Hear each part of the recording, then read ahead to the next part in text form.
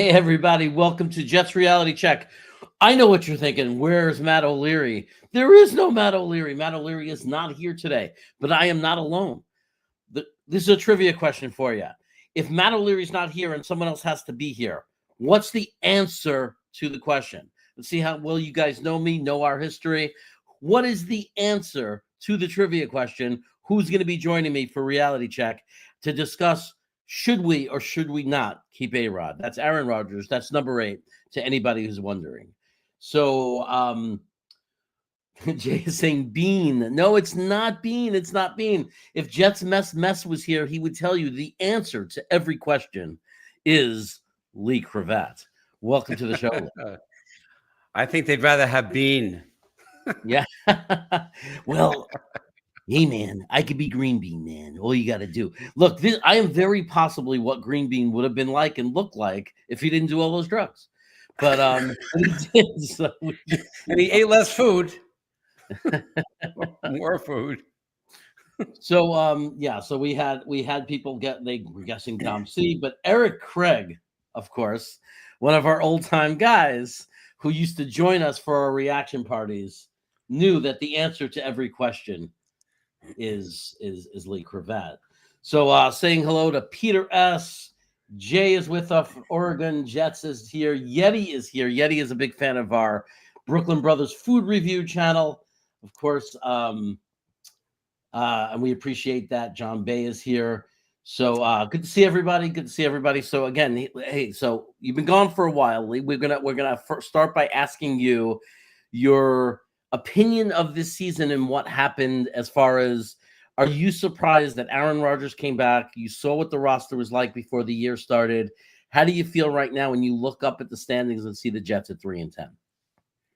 Well, what I think is this is worse than the last 2 years. This is worse record-wise than the Zach years, okay? So it's very depressing, sickening. It's sickening. There's what I think. Yeah. And so Jets go 2-3 to start the season. They're 5 games into the year. They're 2-3. They could have easily been 4-1. They literally lost one game. They literally lost because Greg Zuerlein, who had been completely reliable, missed the 50-yard field goal, and that was with 0 on the clock. So they would have been 3-2. And there was another game where he missed a couple of field goals where it looks like they surely would have won. I mean, not as definitive because it wasn't with 0 on the clock, but let's just say for argument's sake, they very easily could have been 4-1. Yet they ended up 2-3. There they are. They were 2-2, and then they lost to Minnesota, and we're 2-3. So there we are in the season. We're 2-3. We got a game against Buffalo on Monday night the following week.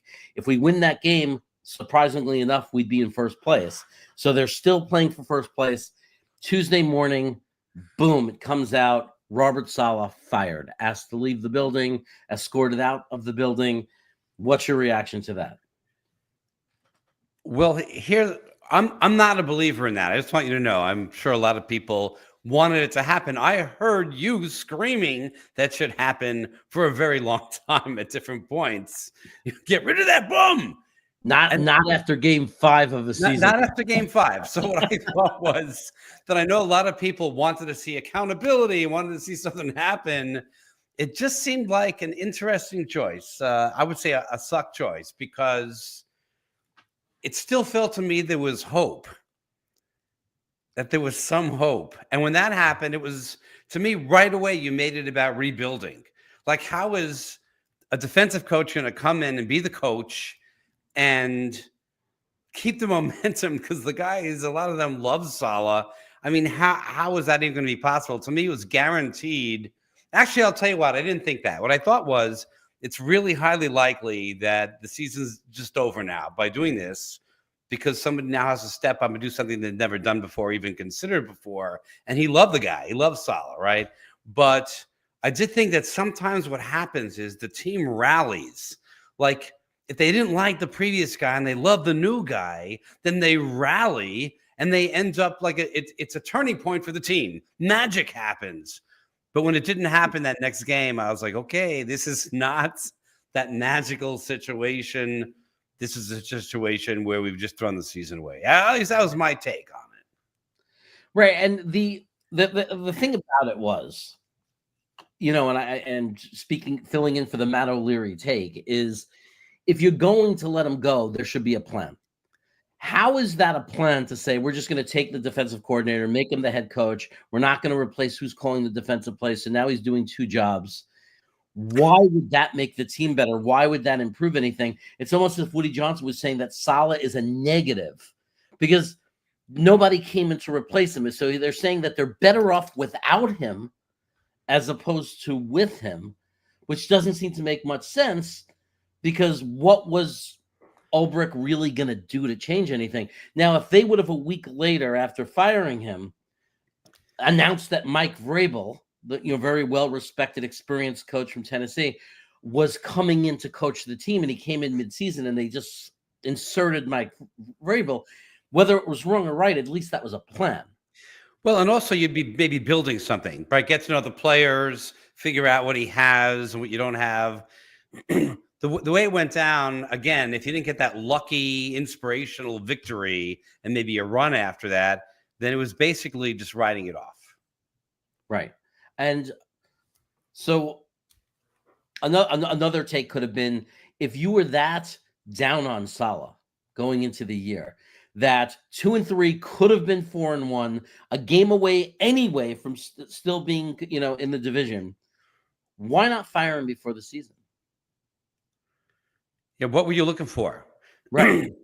You were looking for 4-1. You didn't get it. Done. Right.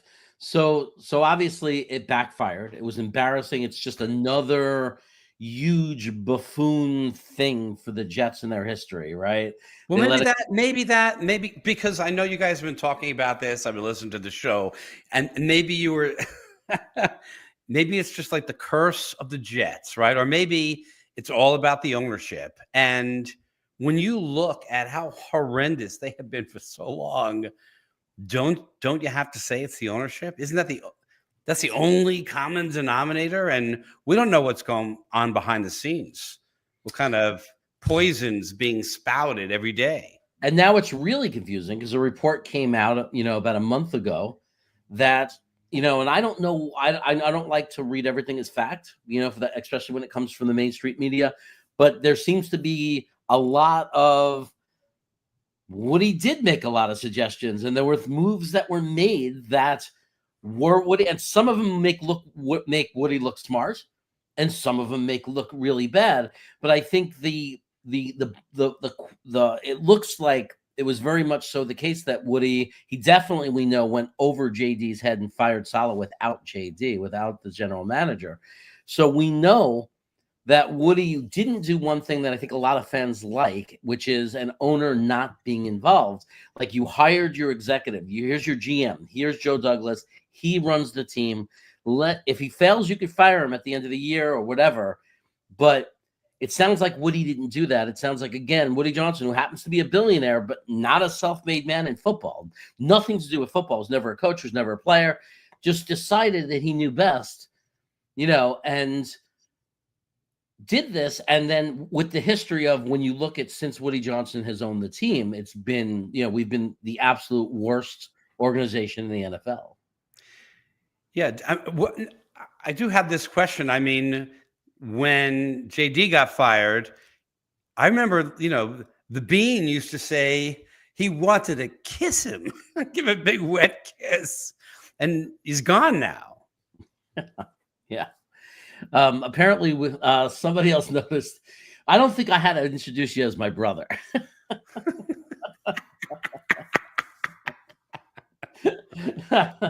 And remember, we're not twins. There's 7 years between us. There's 7 years between us. Yeah. That's not a lie. Anyway, we're gonna now shift, and we're gonna talk about Aaron Rodgers. So that's a tremendous question. Whether we draft somebody in the draft, which could be part of somebody's reasoning, like why keep him, draft a rookie and throw him in. But a lot of people would argue you don't want to draft a rookie and throw him in. That's the whole idea. But so there's two sides to this. There's the side of let go of Aaron Rodgers to move forward, bring in a coach. And I think everybody would agree, wait for the GM and the coach to be hired, because there's no reason to rush the decision. They have until before June to make a decision. I mean, they can make a decision in February, March, April. You know, you can make a decision at any time on Aaron Rodgers for next year. So the one argument is, if you cut ties with Aaron Rodgers, you take a $49 million cap hit, and you're free and clear for 2026. And then you go with a Tyrod Taylor or hire another, you know, you go out and you find another quarterback, like people are saying, Jameis Winston, whatever. And you just try to have a quarterback who could be a game manager and get you through the season so you can clean the slate for 2026. And then there are people that say, no freaking way. I don't care if we don't have a realistic shot at the Super Bowl next year. Aaron Rodgers gives us the best chance to win. Maybe even if we don't win a Super Bowl, maybe we get to the playoffs and get that 14, 15-year monkey off our back. You bring Aaron Rodgers back. The cost of that is in 2026. Now you've got to take, if you get rid of him, then it's a $35 million cap hit. So where do you land? Which camp do you land in? Are you in the camp of do everything to win, keep Rodgers around, especially if he keeps, you know, it looks like when he's healthy, he's still better than anything the Jets have had in a long time, even though he's not the Aaron Rodgers we all hope for. So what camp are you in? Does he stay or does he go? If it's up to you. Well, you started out, I'll answer your question, but I'm not going to answer right off the bat because I'm going to say that you want to bring in a coach, you want to bring in a general manager. And that's really, of course, it's never going to be a decision for us. We're just a bunch of bozos. But that's really the absolute answer is you're not going to, unless you're an idiot, but maybe, hey, Woody is an idiot, is what I'm saying. Maybe he would do this, but this is an option that you'd think you want to find out if the people you want to bring in are the people you want to make that decision and have a conversation with them. They might be excited about it. They might hate the idea. They might say, no, I want a clean slate. But me personally, this is a horrible year we've been in. This is like dragging through the mud, sloshing it out like it's painful. It's been painful since week 6 or whatever. Can we, fans, do we really want to have another year where we have nothing, where we have some hold the spot quarterback or some rookie that is just failing? I guess my feeling is I want to see some football, and I think Aaron Rodgers is the best guy we're going to have, and let's see some football. Not to mention, and I know I already talked to you about this, I don't think our young players can deal with that either. Like, it is killing them. Then they're starting to say things, right, in the locker room and to the media. You're going to let them go another year of feeling like they're wasting their entire career here? No, they're going to be looking to leave. We have to give them something too, just like the fans, some feeling that we want to win. And I think that means you keep AROD. Yeah. And I'm I originally wanted to just wipe the slate clean, just clean it up. But it's hard to expect a fan base. It's hard for me to even think about if you don't have a plan and you don't have a quarterback who's going to come in and be able to play. And you're somebody like me personally who doesn't believe you should draft a quarterback with the pressure of you're the guy, especially when you have a guy like Rodgers who might be incredible for a quarterback to sit behind, for a young quarterback. Yeah, he's going to help him out, Rodgers, right, to learn and get some experience that way. That sounds like a plan. Yeah. And then if you do draft a quarterback, whether it's this draft or in the 2026 draft, if you come into that season, even with that $35 million cap hit, and let's say you draft a quarterback and you're paying him $10 million, that's still $45 million into the quarterback position in 2026, which is not ideal because you like having a rookie quarterback. One of the benefits is you don't have the cost, but you're not like so outrageous. Like every team, Joe Burrows with Cincinnati, Buffalo Bills with, Josh Allen, Patrick Mahomes in Kansas City, like all these teams, Jordan Love in Green Bay, all these teams are paying a quarterback in the range, if not more than $45 million. So we would just be like every team in 2026. It's just that the $45 million cost is for some rookie or second year, your starter that hopefully you drafted and really believe in. And if he plays well, you're kind of on equal footing. You just lose the advantage for just 1 year. In 2027, you'd be back to have 3 years of cheap quarterback and hope that he works out, if that makes any sense. So I'm kind of being swayed into the Aaron Rodgers should come back, because I want to have as much hope to win games and be competitive next year, whether it's a Super Bowl, whether a Super Bowl is realistic or not. So I'm going to play devil's advocate. I'm going to go the other way. I mean, just to hear what you have to say about it. 18 months ago, I'm making that number up. Some number of months ago, 1.5 2 years ago, we looked at, and this, I'm going to respond to this. We looked at the situation with Zach Wilson, and we said, and you and I did a whole show about it. I think 12 shows. We talked about every single quarterback that was available, how we could possibly go at this. And, A-Rod was at the top of our list, but let's say he didn't pan out to be the guy we thought he was. He's more like one of the guys that we said was our 7th or 8th pick. But what we kept saying then is, listen, all we need, Zach was so bad that all we need is average play, and we would be a playoff team, because our defense was so good and our offensive players, our weapons, were so good. And then, of course, we had A-Rod and he got injured. But this year we had A-Rod and we had a lot of weapons. And we thought we had the defense. So, Jeremy, I think to analyze whether you want to keep A-Rod, you have to decide whether he could lead us to the playoffs next year. But to understand that, you have to understand, why did we make the playoffs this year? I mean, what the heck happened? Why wasn't he enough? If it's just going to be another horrendous year with him, then you don't keep him. Why can next year be a better A-Rod year than this year? Well, there's a lot that would argue that if they had a real kicker, if Zerline didn't screw up, 3 games or whatever it was, and combine that with if Joe Douglas didn't blow up the defensive line. Like, he went out and he got Hassan Reddick, knowing that he wasn't happy with his contract, knowing that could be an issue, and he gambled on that, and then trades JFM for nothing. And people didn't realize this before Jermaine Johnson had his breakout second season. For the last few years before that, JFM was our best defensive lineman when you considered all-aroundness, right? Not just pass rushing, but sealing the edge. You let him go, you cannot get Reddick to come in, right? By the time he came in, the season was pretty much over. And then, of course, JJ goes down in the second game, right? Realizing, maybe it's good to have depth at a position and not trade it away for a 5th-round pick. Or, they got next to nothing for him. He wouldn't have been that expensive. They blew up the middle of the defensive line. They didn't bring back Jefferson. And they went out and got Kinlaw, like another former 1st-round pick who didn't pan out for the Niners. And you saw the results from the first game of the season, from Monday Night Football, that the Jets, not even McCaffrey, a running back run all over them. And since then, it's been the same, saying we can't stop the run. That secondary hasn't been the same because our safeties play hasn't been good. We haven't been able to get pressure on the quarterback. So that's exposed our cornerbacks to be not as great as we thought they were, because with the prior year, they were benefiting from the defensive line. So everything had a chain effect to another. The question is, I think the question really is, if you keep Rodgers, can you fix the defense in one offseason? Can you maybe they use a 1st-round draft pick on a defensive tackle to sit next to Williams? You got Will McDonald improving, right? And you get Johnson coming back from injury. You get Jermaine Johnson back. Is that going to be enough?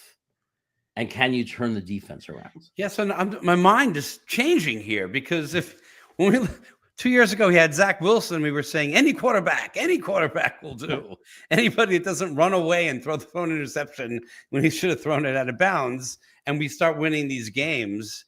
But we don't have that team anymore, right? That team, the defense is gone. How do you build that defense? Remember, last time we had a guy that Green Bay wanted to make out with. Yeah. In the GM position, bringing in talent, right? And we had a coach that we were kind of stoked about. I mean, a defensive-minded coach that had success at the defensive end of the ball. He brought in somebody behind him that was good. Now we've watered that guy down by making him a head coach. Yeah. I mean, our defense is obliterated. I know we have some guys that will be coming back, but compared to where we were 2 years ago, we don't have that infrastructure at all. So do we want to waste? I mean, I come back to, how do we do that to our players and our fans? If we were just playing Stratomatic football, where it was all rolling the dice, you don't care about feelings and emotion. You say, hey, let's just start fresh. But I think that's a good argument. But we're not that way. We have to put up some kind of momentum, build something next year. Yeah. I don't think we're going to beat having Rodgers, is what I'm saying. Although that's not the solution either. Right. I mean, so the thing about it is, if you make a couple of moves on that defense, because there are still stars there, right? I mean, there are still stars there. If you they could bring in a reasonably priced safety. We don't have a ton of money to spend, but they could bring in a more solid safety, help solidify the back end. Echols looked good. He played well. He's not great, but he played okay. And you still got Sauce. So if you lose Reed, if you can't pay Reed because he's going to get somewhere in the 20 millions, you bring in Echols. Stigler will be on his second year. So you might be able to get by there in the secondary, or just be more human like every other team where you just don't have two stars, right? You got Will McDonald, who's developing and blossoming into a great defensive edge, and then you got Jermaine Johnson will be back. He might not be the same, but he's a very good edge sealer, so that might improve things. Maybe in the first or second round, you bring in another defensive tackle to play next to Quinn, and suddenly you could start talking about, with a new coach, inspired, depending on who the coach is, we might and who the coordinator is, we might end up with just an average NFL defense, but more competent than what we're seeing now. Maybe we start stopping the run, so we're not as exposed as we are right now.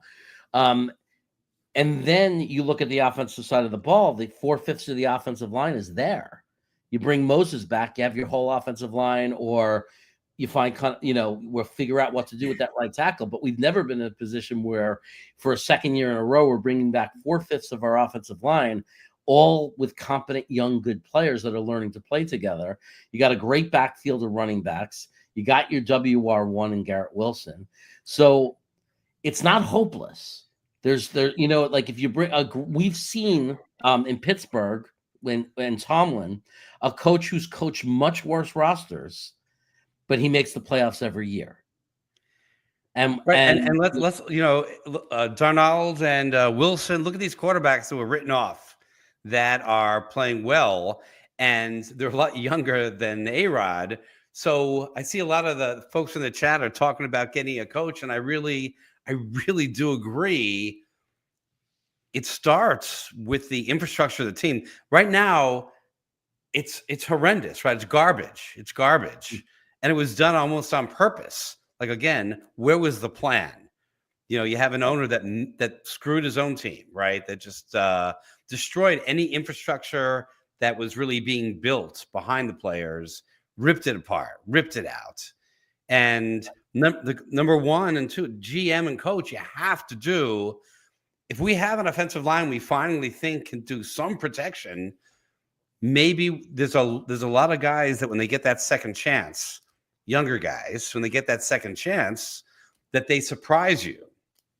I would never, ever suggest, and I'm not suggesting Zach Wilson, but what we used to say about him is that if he could ever get some protection, I don't even believe this. I just think he just had too much of a yip factor. But there are some quarterbacks out there maybe that could have a future.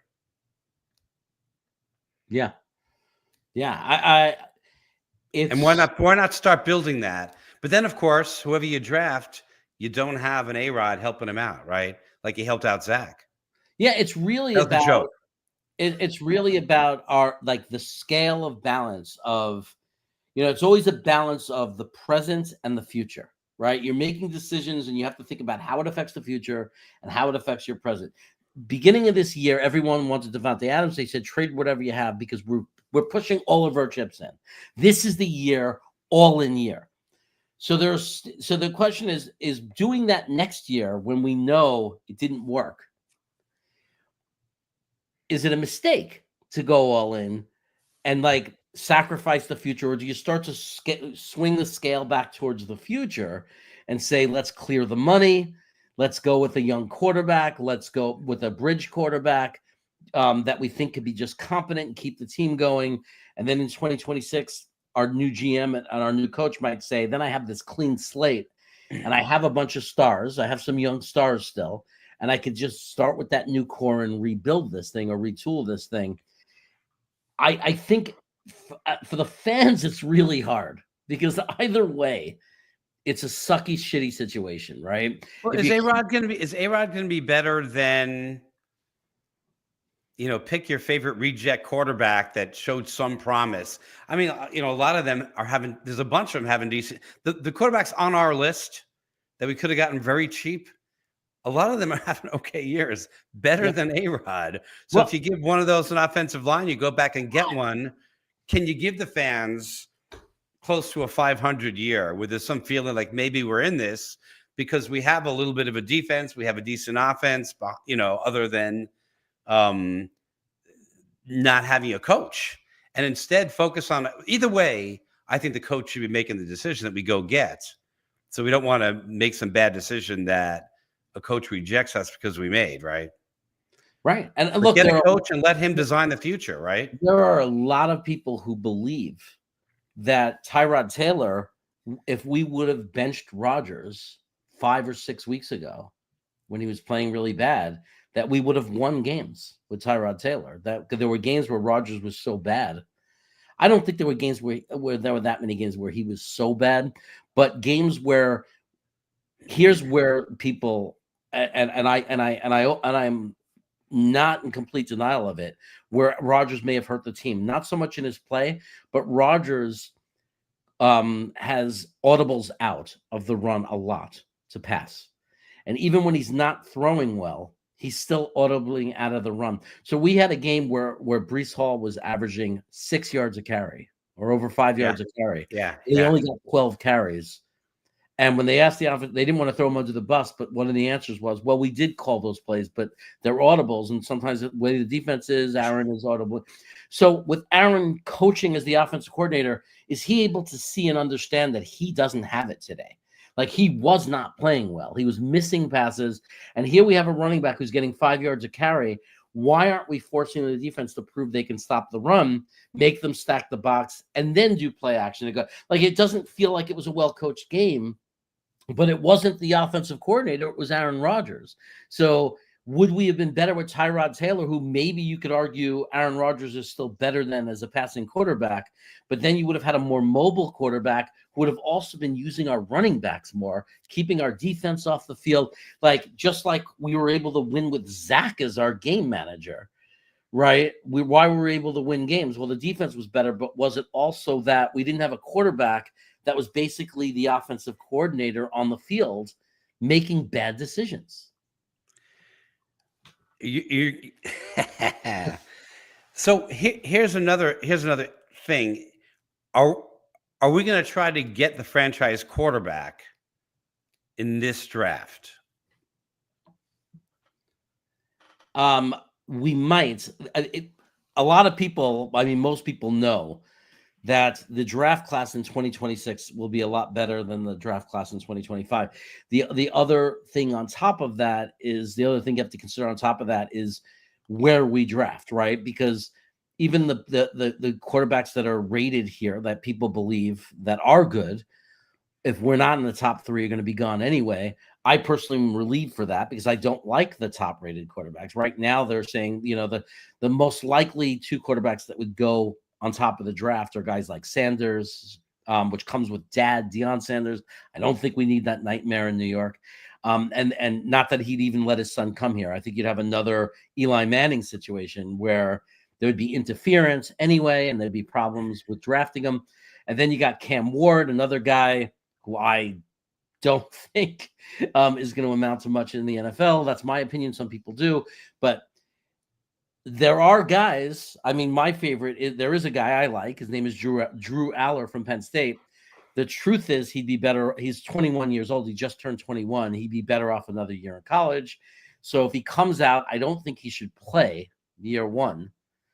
And then even if I like him, I acknowledge the fact that every time you pick a quarterback, it's throwing a dart or rolling dice. We've seen more than 50% of the quarterbacks drafted in the top 10 picks fail than succeed. It's more Majority, common, without a doubt. Without right? a doubt. More fail. So it's a tricky question.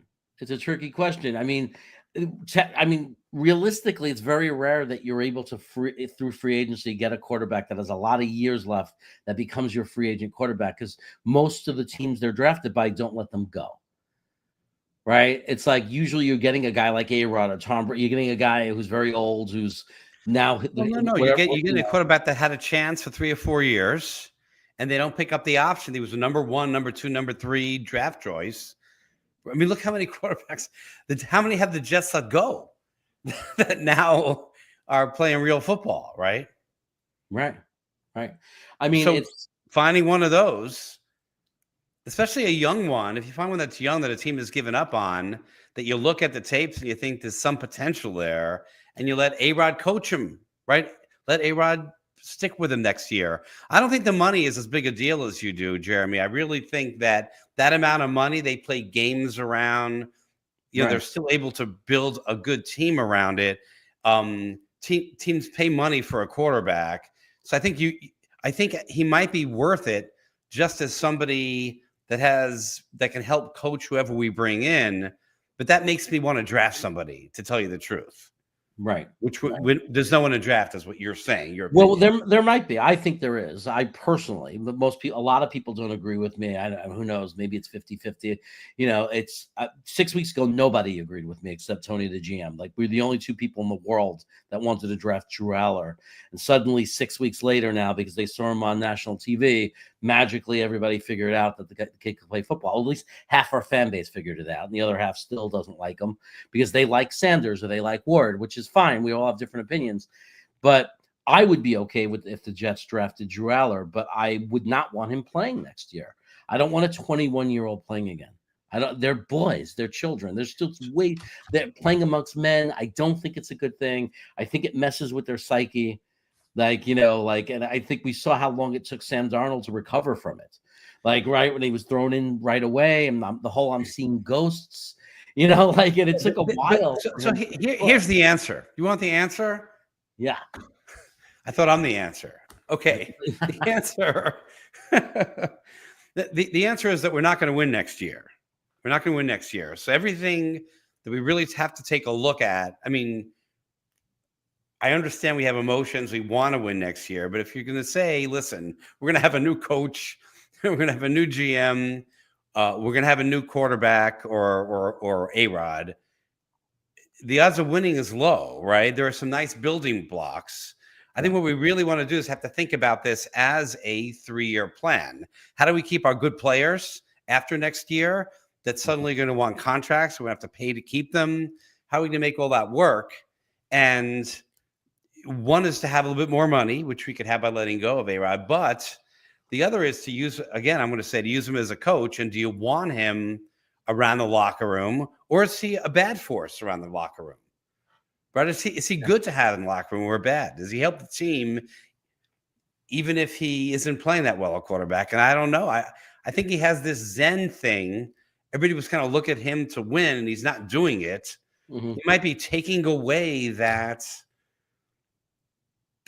drive that players sometimes have when you don't have that star. You're not starry-eyed. You're saying, we got to make it happen, guys. Well, that's what a lot of people are saying. Like, is he good or is he bad? Like, because, is he too much of a coach and too much of a coach on the field? And is that going to be threatening to a new head coach coming in? And that leads into Rico, the Pup's question. He says, could you see a situation where a hire for a GM coach will partially be dependent on if they agree to stick with AR for Rodgers for one more year? Like, Woody not willing to go, stink cost fallacy type of thing. So, like, will Woody be involved in that? I'm going to say that that's not my opinion of what's going to happen. I think that Woody is going to use the option, yes, to either stick or stay, either pass or stay with Rodgers as a way to attract a good GM. I think if you get it, because I think Woody truly wants to win. I do believe that. Of course, he wants to win, I think that he really is going to want to attract the best GM candidate. And I think that if you go into and get that candidate, and you tell them, you can't you can only take the job if you're going to stick with Aaron Rodgers. That GM, that's a red flag right there. If that GM has any other opportunities for another organization, they're going to say this is not a real GM job because I got this owner telling me what to do already. I don't think Woody meddles in the beginning. I think with JD, he let JD have the team and do what he wanted to do. And I think what happens is when it's not working, a couple of years goes by, Woody steps in. He stepped in and said, I got to get involved because it's not happening.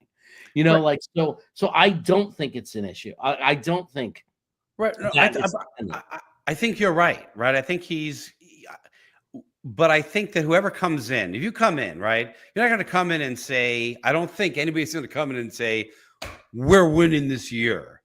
You kind of want to put your mark on the team, right? You want to put your mark on it, which means they're also going to be thinking 3-year plan. And that's what they're going to tell Woody, right? Anybody interviewing is going to say, here's the plan. And they're going to have to present him a plan, right? That's part of the interview process is what the hell are you going to do? And Woody says, I want to win this year. That's what I want the plan to be. They're going to say, you're not coming here. You're a nuts. You're a jinx. You suck. It's evident you can't win. And you're the reason why I'm not coming here. If he says, hey, I'm going to be hands off for 3 years, but then I'm going to fire you in the middle of the season, early in the season. 3 years is enough for people to take that job, right? So the real question is that we're trying to answer, I think, is what is that guy going to do? Is he going to keep Aaron or is he gonna, or not, right? I think any real true candidate that believes in themselves, which is what you want, someone who believes in themselves, is going to sit there and look at the Jets, and they're not going to worry about Woody firing them in 3 to 4 years, because they're going to look at the Jets and they're going to see Sauce Gardner, they're going to see JJ and Will McDonald on the defensive side, so they're going to say, oh, they have a cornerback, they have an edge, 2 of the really hard positions to find, they have it. They even have Jermaine Johnson who could seal the edge. They have Quinn and Signs. So there's things there. They're going to see an offense that has a WR1, and they're going to see a running back room that's great, and an offensive line that's 4 out of 5 complete, 4/5 complete. And they're going to think to themselves, yeah, they need a quarterback, right? And that could be attractive on another organization, but most of the bad organizations don't have anything that great going on at quarterback either, that are looking for new GMs.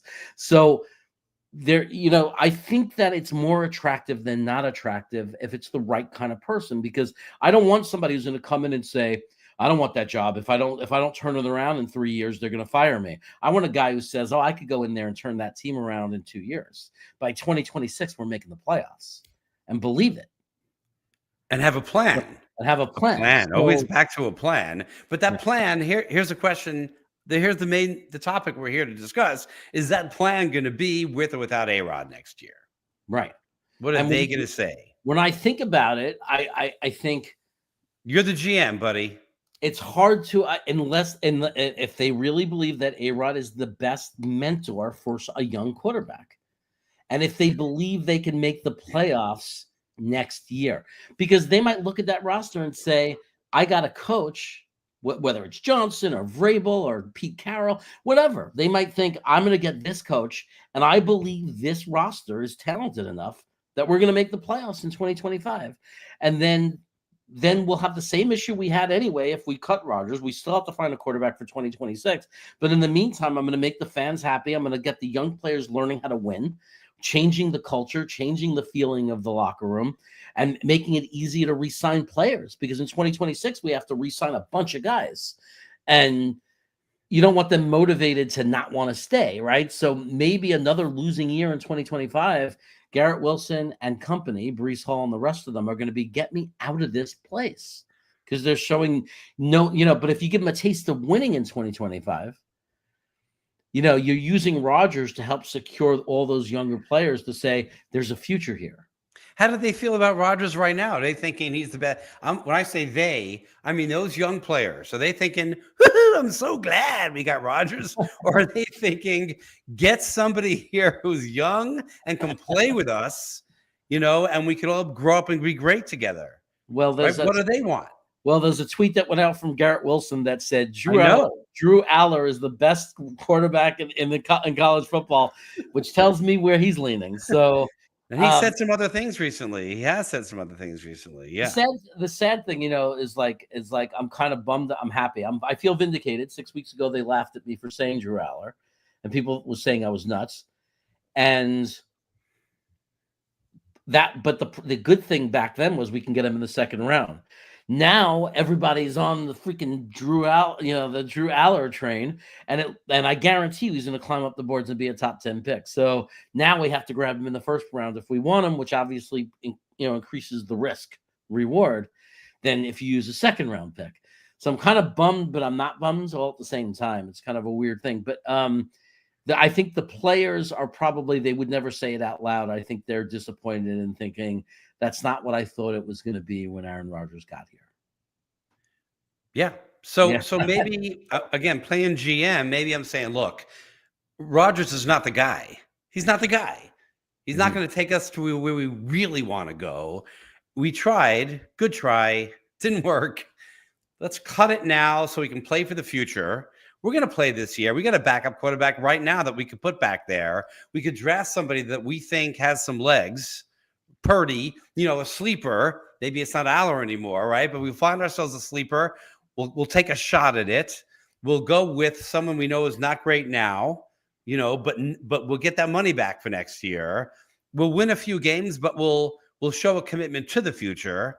And I, as the GM, and I'll bring in a coach that's going to make Garrett Wilson, make Breece Hall feel like we are very, very serious about where we're going. Yeah. Beefy comes in and says that the Jets draft a quarterback in the first round. The rebuild is going to take 3 to 4 years.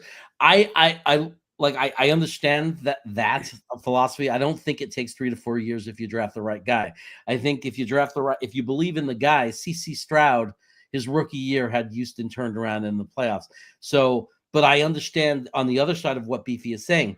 If you have a top 5 pick, and let's say Cam Ward is still on the board, and you got a quarterback hungry team that wants to trade up from number 12, from the 14th pick in the draft, 15th pick in the draft, we've seen teams give up 3 first-round picks. So, or, in our case, we need to replace our 3rd-round pick. So maybe we get 2 first-round picks, one this year, one next year, and a 2nd-round pick this year, and maybe a 4th-round pick. And suddenly you get this whole bag of picks, and now you could keep building up the holes in that roster, right? And then in 2026, you go after your quarterback. But the one thing where Beefy is contradicting himself is at some point you have to get that quarterback. And if you think that getting a new quarterback or a young quarterback means 3 to 4 years, at some point you're going to have to pay that price. But I don't think it takes 3 to 4 years. I think what Beefy means is if we take a quarterback because we have holes in our roster, by the time we fix the holes in the roster without all those extra picks, it's going to take 3 to 4 years. I would say more 2 to 3 years than 3 to 4. That would be my little adjustment. I don't think it has to take 3 years. That's a long time. I think a GM with what we have, the pieces we have in place, I think it could be 2 years. I think 2026 could be a playoff season. So listen, Jeremy, you didn't really comment on what I said. We have seen so many, no, really, I'll embarrass myself here. Okay. We have seen so many draft QBs that are drafted with a lot of fanfare, and so many, way more than 50%, 80% go down. It is a huge risk taking a quarterback, even when you think they're great. So I've seen, it seems to me, and you correct me, that I've seen as many quarterbacks that are off the junk heap that were a top pick, that were given up by their teams, and in year 5 or 6, they've been a backup quarterback for 5 or 6 years. We pick them up in their late 20s. Not we, but other teams. There is a guy like that. I was thinking, and I didn't say him. There's a guy who had a very good rookie year for Washington. And for the weirdest reason, I mean, he had a really good year. After like 12 games, he had a 90 quarterback rating. And then the team had some injuries and he fell off a little bit. That team then drafted a quarterback. So this guy got erased. He's in Seattle as the backup quarterback. He's had 1 year of play, and it was a good rookie year. And we all know how much better a rookie can get. They're only rookies. His name is Especially on the bench. Right. On the bench learning. Right. His name is Sam Howell. I don't know what Seattle's plan is. He might be untouchable because he might be their replacement for Geno someday. But that's an example of a guy that it feels like the league gave up on for some weird, unexplained reason. Because, yeah, if he was in his prime and he put up that year, you'd say, he's not that good of a quarterback or not great. He was just okay. But it was his rookie year, and he was playing for the Washington Commanders, not a very good team. So it was pretty impressive what he did. And then everybody just forgot about him. So there are potential hidden gems that are around the league that you might be able to find. And I think Minnesota is a perfect example of that with Sam Darnold. Yeah. And Tampa Bay. What about Geno? Baker Mayfield. What about Geno? And Geno. I mean, these are all examples of. It seems like it's more common than getting the rookie to be good. That's all I'm saying.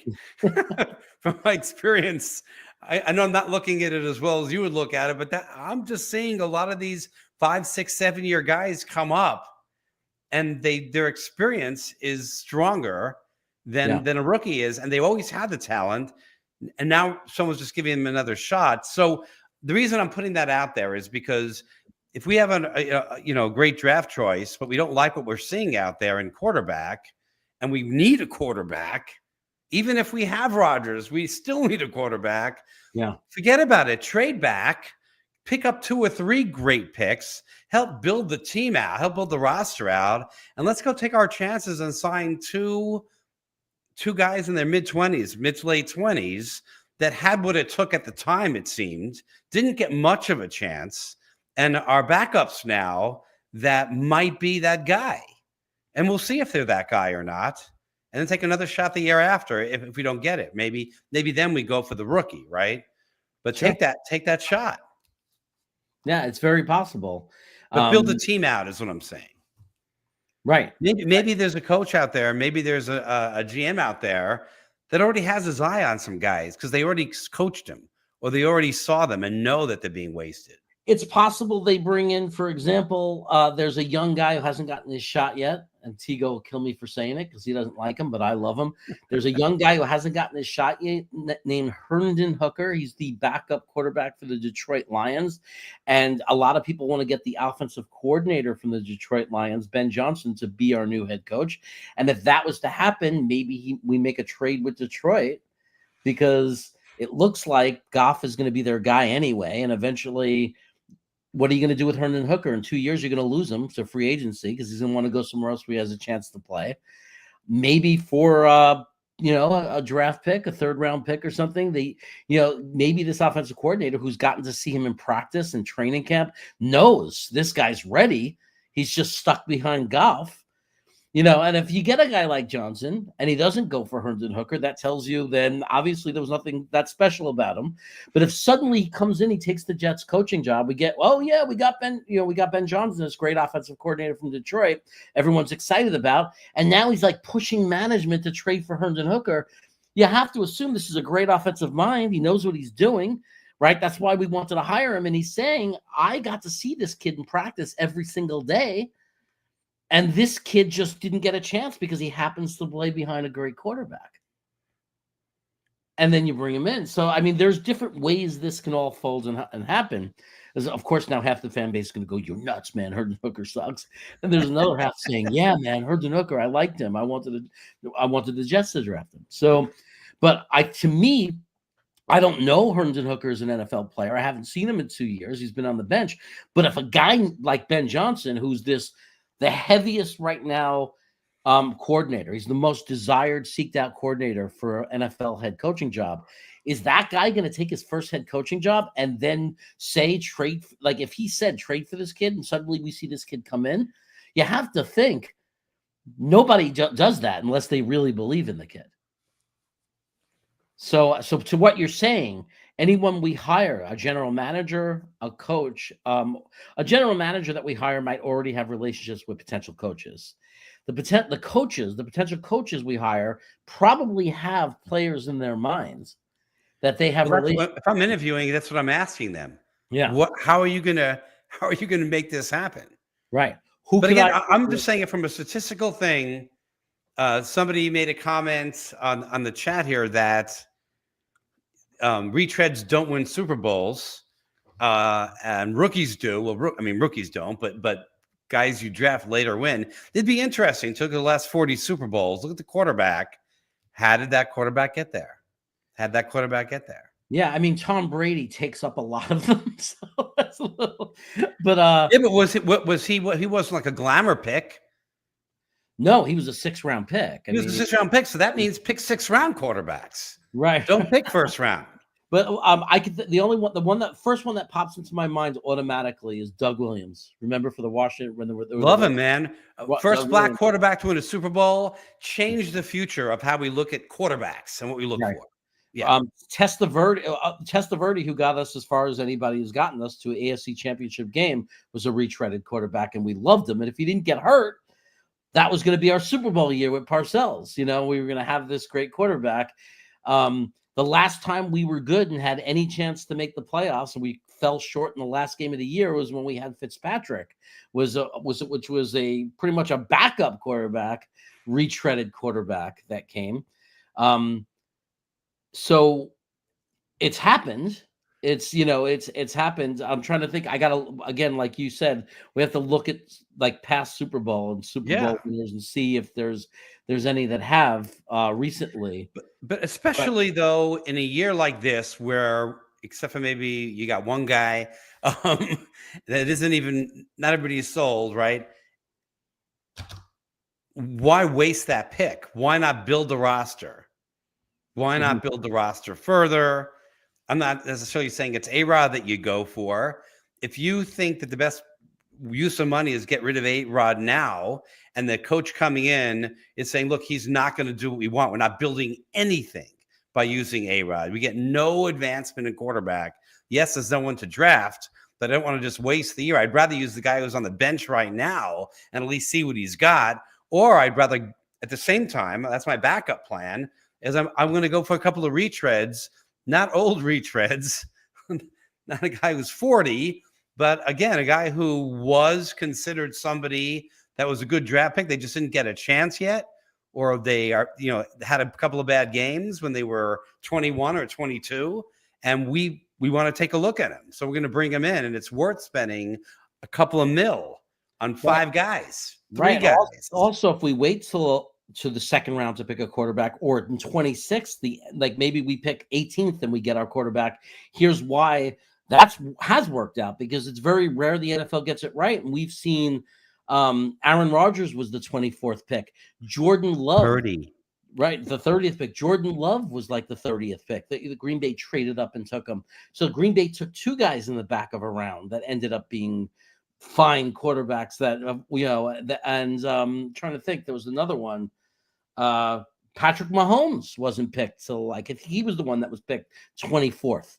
So, there are great quarterbacks. Lamar Jackson wasn't to the end for the 1st round. You know why they came in and did well? Because they had decent 53-man rosters. Right.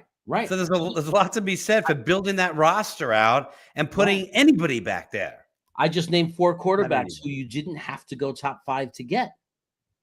I just named 4 or 5 quarterbacks that you can get in the back of the 1st round. So, let's trade down and then use your pick to take a quarterback. I mean, for a while, it looked like Drew Aller was a guy we'd be able to do that with. I don't think that's going to hold up. I think he's going to move up the draft board. But there was a time where I was screaming it. I was like, oh my God, we can get Drew Aller, trade down, get a haul, and get your quarterback.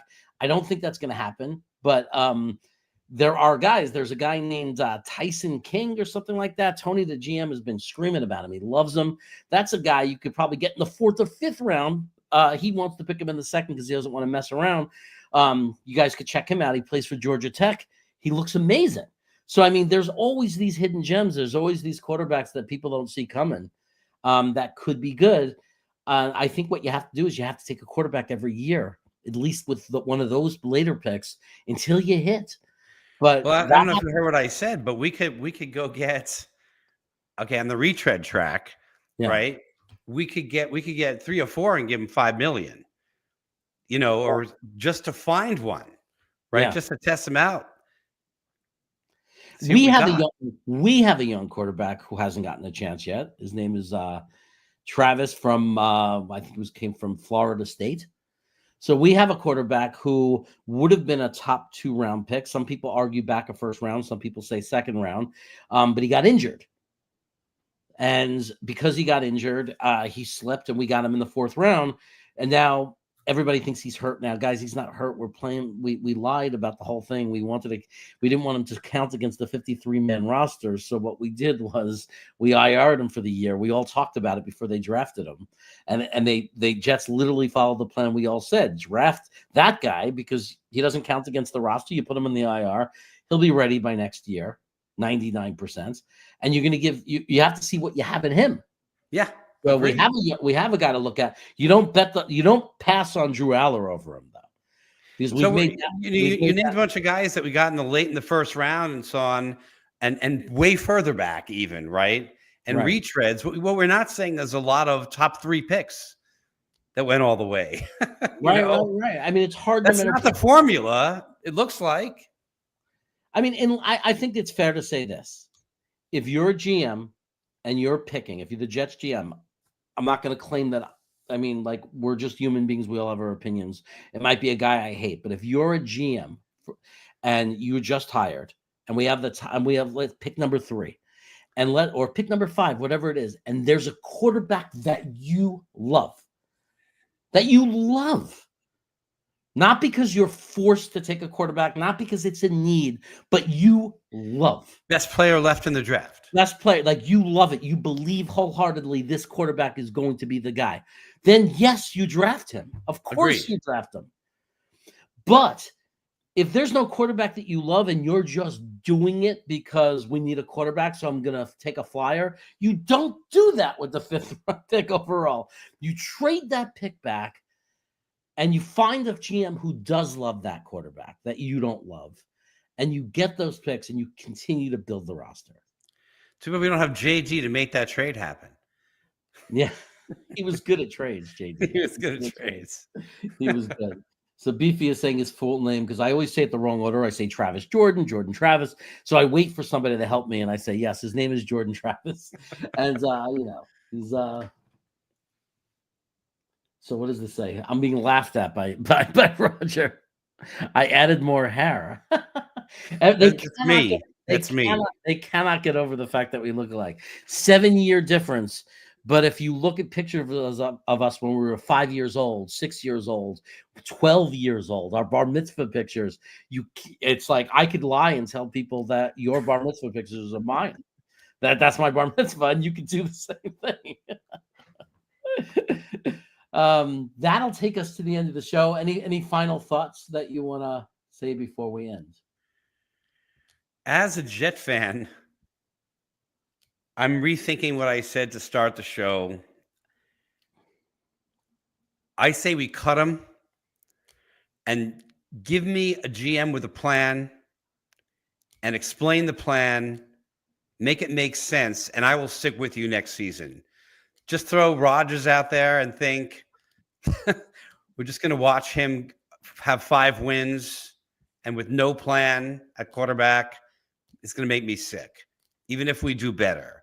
So give me a plan and I'll suck it up. Thanks for coming, everybody. Thanks for watching. Everybody that was here. Matthew O'Leary will be back next week. Thank you, Lee Cravat, Double Chaos, for stepping in for O'Leary. I think you did a great job and you helped create a great show.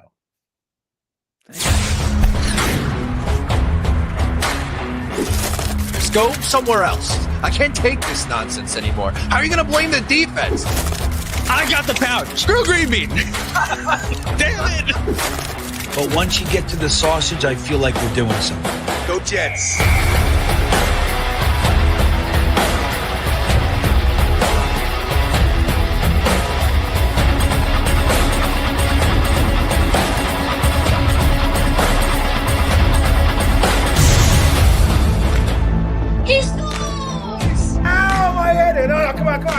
What would you give up to see a Jets Super Bowl? All of my friends and family. Hit those milk thumbs, boys and girls. Freeze run. Hold on to your underwear, ladies, and stand by, bitches. It's now time